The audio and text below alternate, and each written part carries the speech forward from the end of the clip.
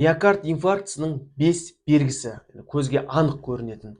Біріншісі ауырсыну, кеуде тұсында, төс артында күйдіріп, қысып, батып ауырсынады науқаста.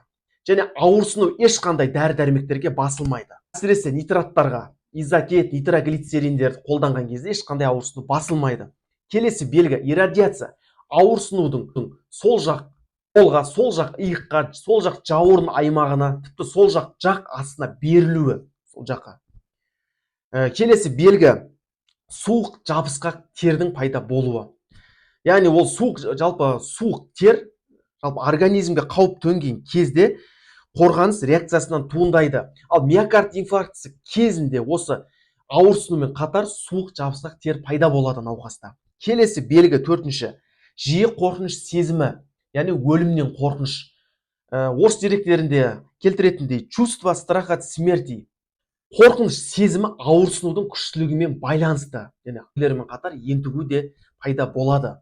Естеріңізде сақтаңыздар, миокард инфарктісі кезінде бұл айқын белгілері көп жағдайда ауырсынусыз да осы айтылған белгілердің біреуі немесе бірнешеуі кездесуі мүмкін. Мәселен, абдоминальный форма түрінде болады. Іші ауырсынып жатады,